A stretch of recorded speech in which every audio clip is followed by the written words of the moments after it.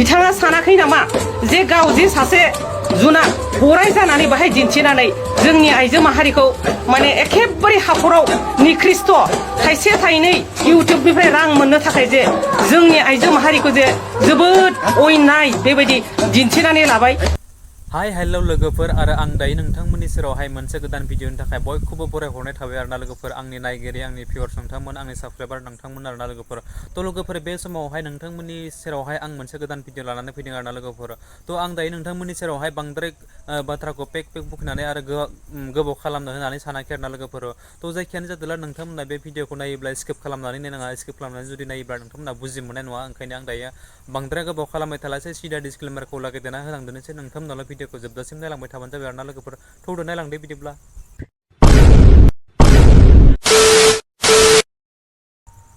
थ' लोगोफोर बे समावहाय आं नोंथांमोननि सेरावहाय ओरैबायदि मोनसे कन्टेन्ट लानानै फैदों आरोना लोगोफोर। थ' जायखियानो जादोंला बे समावहाय नोंथांमोना बे मोनसे भिडिअखौ सोरनिबा निउस रादाबफोरावहाय नङाब्ला इउटुब चेनेलफोरावहाय नङाबा फेसबुकफोरावहाय नुखाबायबो जानो हागौ आरोना लोगोफोर। थ' नुवाखैब्ला नोंथांमोना आंनि भिडिअनि गेजेरजों, आंनि चेनेलनि गेजेरजों नोंथांमोना भिडिअखौ जोबजासिम नायलां, अब्लानो बुजि मोनगोन। आरो जोबजासिम नायनानै नोंथांमोना मा सानो, मा बुंनो, मा बाथ्रा होनो सानो नोंथांमोना बुजि मोननानै कमेन्ट्स खालामबानो जाबाय आरोना लोगोफोर, बिथांमोना मा खालामजादों। थ' लोगोफोर जायखियानो जादोंला बे समावहाय आं दायो नोंथांमोननि सेरावहाय फंनैसो बाथ्राखौ शेयार खालामनायनि सिगाङावनो मोनसे भिडिअनि क्लिपखौ आं देखायलांना होनो, नोंथांमोना गिबियावनो बे मोनसे भिडिअनि क्लिपखौ नायलांग्रो आरो नायलांनानै बुजि मोनदोंब्ला नोंथांमोना जोंनि हारिनि बिखय, समाजनि बिखय, जोंनि जिथु आइजो माहारि अनसाय आफादनि थाखाय नोंथांमोना मा बाथ्राखौ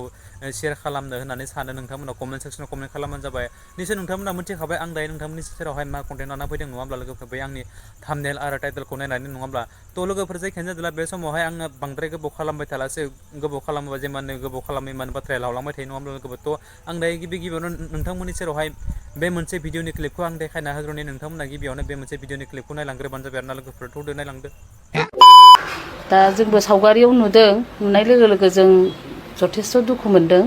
आरो बिथांखौ जों सिनायो। बिथाङा मिलन नगरनि एक्स आर्मि बिनय बसुमतारी आरो बिथांनि बिसिया बिमला बसुमतारी। दा बिथाङा जिबायदि सावगारि, बे सावगारिया माने बिथाङा गावनि आइजोनि बिखुङाव गाखोनानै आइजोनि खानायखौ गरायनि लानजाय बायदि बाहायनानै एबा गरायनि माने नाखि बायदि बाहायनानै गाखोनानै गराय दाब्रायदों लावथि गंसे लानानै। बे सावगारिखौ नायोबा जों माने बेखौनो बुंनो सानो आरो बे सावगारिया जोंखौ जोबोद लाजि फोनांनाय जादों आरो बे सावगारिनि थाखाय जोङो माने आइजो माहारिखौ माने लाजि फोनांनाय बायदि मोनदों। आरो लाजि फोनांनायनि गाहाय जाहोनानो जादों बिथाङा माने आइजो माहारिया जे सासे मोसौ, मैसो आरो गराय जुनादजों रुजुनाय जादों आरो। दा बे बिथिंखौ नायोबा बिथांनि जि भिडिअ बानायनाय, बिथाङा मा जाहोननि थाखाय बानायदों जों मिथिया। बिथाङा बेखौनो इन्टारटेनमेन्ट मोनदों नामा जोंनि गोसोआव कुइसन जादों। आरो बिथाङा बे भिडिअनि गेजेरजों जों बेखौनो मोनथिनो मोननाय जादों एबा जोङो मोन्दांथि मोनदों दा बिथाङा आइजो माहारिखौ माब्लाबाबो सनमान होनायनि खोथाखौ बावगारदों निस्सय। आरो मोनसे खोथाया मा, बे आइजो माहारिया जे बिमाया मोनसे बेसेबा गिदिर सक्ति, बे सक्तिखौ बिथाङा आन्दाज खालामनो हायाखै। जाय आइजो माहारिया जोनोम होनायनि मोन्थाय दङ, जाय आइजो माहारिया जोहोलावजोखौ जोनोम होदों, जाय सुबुङा आइजोनिफ्रायनो जोनोम मोनदों, बे आइजोखौ दिनै अपमान खालामदों, आइजोनि सक्तिखौ अपमान खालामदों। आरो लोगोसे बर' दख'ना गाननानै बर' आइजोनि बिखुङाव गाखोनाय माने समग्र बर' आइजोफोरखौ लाजि फोनांनाय जादों। बेखायनो बेखौ जोङो बे जाय मानसिया बेबायदि हाबाखौ मावदों बिथांखौ जोङो जुनाद गोसो होननानै बुंथावना बायदि नुहुरदों आरो। मिलन नगरनि मुस्रि बिनय बसुमतारी एक्स आर्मि बिथां आरो बिथांनि बिसि बिमला, बिथांमोनहा जिबायदि गावसिनि दिनै जोंनि समाजनि खोथा बाथ्राखौ, बर' हारिनि खोथा बाथ्राखौ, बर' जाथिनि गथ' गथायनि इयुन जेनेरेसननि बाथ्राखौ बिथांमोनहा साननो रोंदोंना रोङाखै एबा गोसोखांनो रोंदोंना रोङाखै। बिथाङा जे गावहा गथ' दङ, फिसा दङ, बिहामजो दङ, फंबाय दङ, बिनानाव दङ, बिमा दङ, बे मिडियायाव हगारनानै लायोब्ला, इउटुबाव हगारनानै लायोब्ला जे गासैबो बुहुमाव थानाय सुबुं माहारियानो, आइजो माहारियानो, गासैबो हारि धोरोम थानाय माहारिफ्रानो जे बेखौ नायनानै नुयो। बर' हारिनि जेरै ड्रेस गाननानै, दख'ना गाननानै बिथाङा जे गावनि बिसिखौ गराय खालायनानै जे दाब्रायबाय बेयो मोनसे जोबोद जोबोद जोबोद माने जोंनि बुहुमाव थानाय गासै माने आइजो माहारिखौ जुनाद खालायनाय बाहाय जोङो नुनो मोन्दों आरो दा बेखौ लानानै जों बेखौ मुगैनाय मोन्दों निन्दा होनो थाखाय जोङो दिनै आइजो माहारिया ओंखारबोदों जे जोंनि इयुन जेनेरेसनखौ मोजां जाजानो लुगैदोंब्ला बिथाङा बेबायदि भिडिअ लाबोनायनिफ्राय गोजानाव थानांगौ होननानै आं बे मिडियानि गेजेरजों बिथांखौ बुंहरनाय जादों बा सोंखारि हरनाय जादों बेनि थाखाय बिथाङा माने जोंनि आइजोफोरनाव आइजो माहारिनि खाथियाव खर' गंग्लायनांगौ आरो बिथांनि बिसि मुस्रिमा बिमला बिथाङा सानाखै नामा जे गाव जे सासे जुनाद गराय जानानै बाहाय दिन्थिनानै जोंनि आइजो माहारिखौ माने एखेबारे हाखराव निकृष्ट थाइसे थाइनै इउटुबनिफ्राय रां मोननो थाखाय जे जोंनि आइजो माहारिखौ जे जोबोद अयनाय बेबायदि दिन्थिनानै लाबाय बिनि सायाव जोङो जोबोद जोबोद लाजिखांदों बेनिखायनो बिथाङा आइजो माहारिनि खोथाखौ बिथाङा एसेबो साननो रोङासै नामा थाइसे थाइनै रांनि थाखाय जे समाजखौ बिथांमोनहा गुबुंलेयाव लाबोगासिनो दङ दिनै बेखौ नुनानै जोंनि गथ' गथायफ्रा इयुन जेनेरेसना माबायदि जाबोदों बिथाङा सासे आर्मि जानानै सानासै नामा बिथाङासो सासे एखेबारे समाजनि रैखाथि जिखुनु जोंनि हारि माहारिनि रैखाथिनि हाबा मावबोनाय सासे आर्मि बिथाङा सानदोंमोन बिथांमोनहा गोबां क्लास मोनो समाजखौ मोजां खालायनाय हारि माहारिखौ मोजां खालायनाय गथ' गथायखौ जौगाहोनायनि बिनि गोबां बिथांमोनहा क्लास मोनो आबहावाखौ मोजाङै लाखिनाय परिबेस मोजाङै लाखिनाय नाथाय बिथाङा रिटायार्ड जानाय लोगो लोगो बावगारलांबाय नामा बै समाजनि माखासे समाज फोसाबनायनि बेफोरबायदि बान्दोफोरखौ बा हाबाफारिफोरखौ आं बेखायनो बे मिडियानि गेजेरजों बिथांखौ खावलायनो सानदों बिथाङा जुदि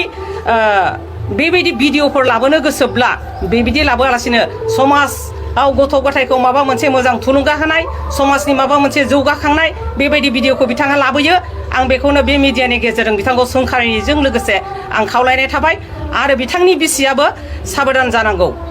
माने सासे आइजो हिसाबै बुहुमाव आइजो बायदि थांनानै थानांगौ मोनसे नोगोराव सहराव थानानै जे जोङो जोंखौनो जों होननानै बिथांमोना साननाङा टाउनाव थायोब्लाबो बर'आ बर'खा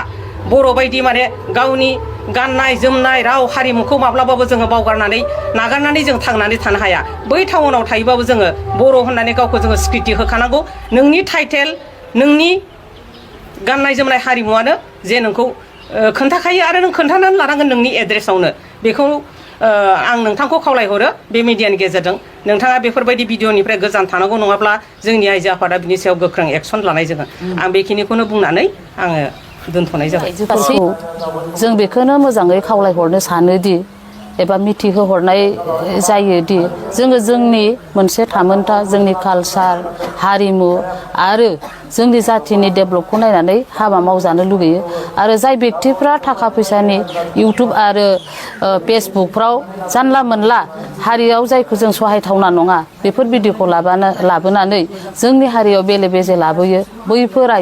बैफोर माखासे सुबुंफोरखौ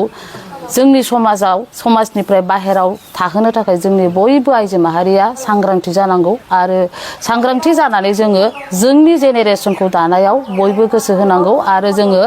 जोंनि माखासे माहारियारि आफाद जायफोर आइजो अनसाय आफाद आरो बायदि धोरोमाव थानाय आइजो आफाद बिथांमोनाबो बयबो बाथ्रा बुंनांसिगौ आरो जाय जायगायाव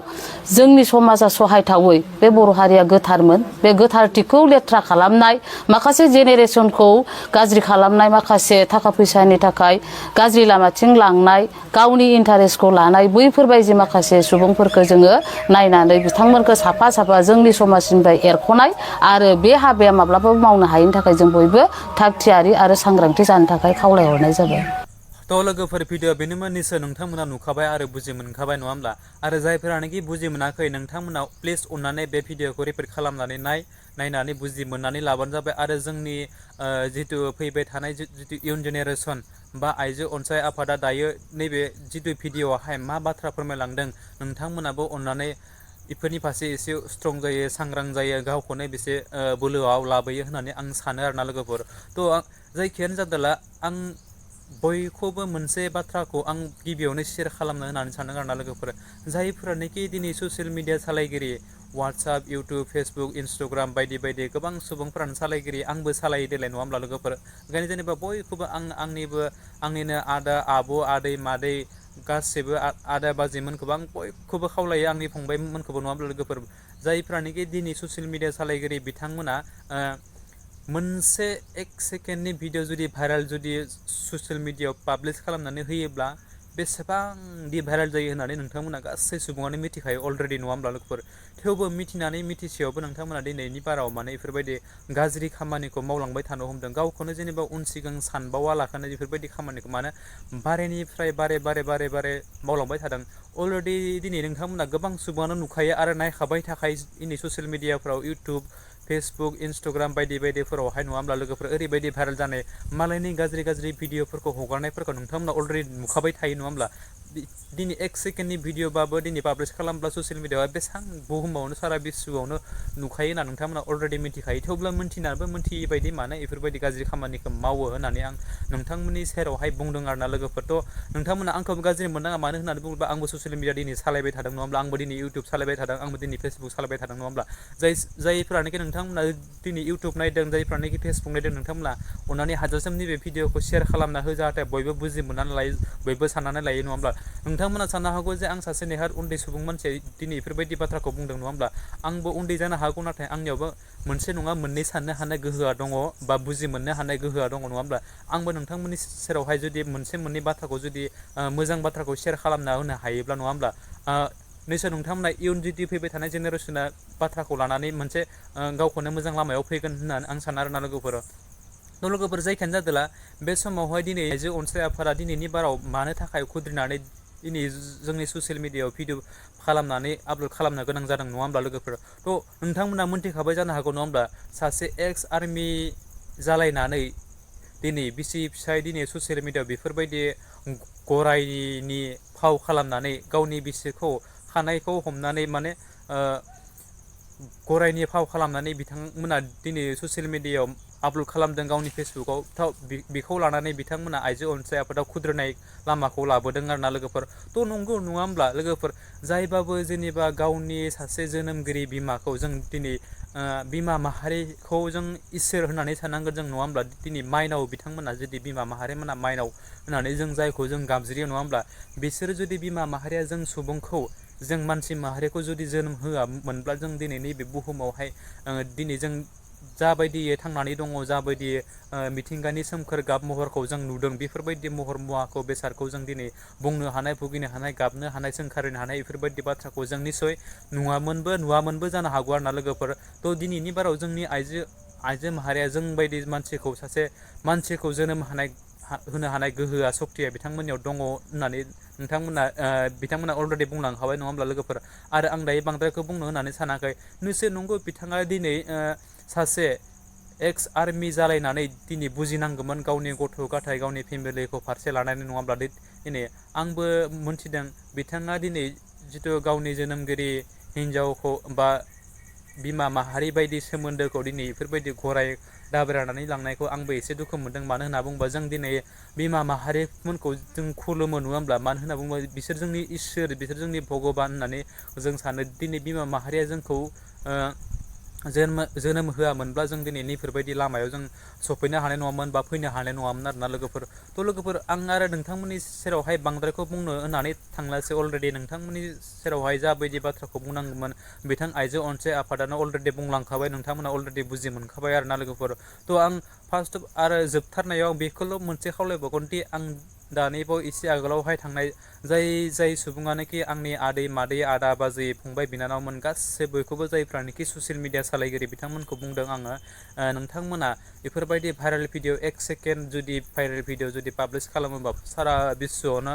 नुजोबखायो होननाय बुंनाय मोनसे बाथ्राखौ नोंथांमोना गासै सुबुङाबो मिथिखायो नङा होमब्ला ओंखायनो जेनेबा जायखिजाया भाइरेलनि भिडिअ होयोब्ला नोंथांमोना खनसे नङा खननै नङा 100 बारखौ सिगाङावनो सानग्रोयो होननानै आं सानो आरोना लोगोफोरथ' जायखियानो जादोला नोंथांमोना जुदि गाज्रि जुदि खामानिखौ मावदोंब्ला नोंथांमोनखौ आंबो आसि दिन्थिनानै बुंगोन दिनैनि बारावहाय आरो आंबो जुदि दिनैनि बाराव बेफोरबायदि गाज्रि खामानिखौ जुदि मावोब्ला नोंथांमोनाबो आंखौ आसि दिन्थिनानै बुं आंबो जेबो साना मानो होनना बुंबा नोंनि आंनि बेफोरबायदि बाथ्राखौ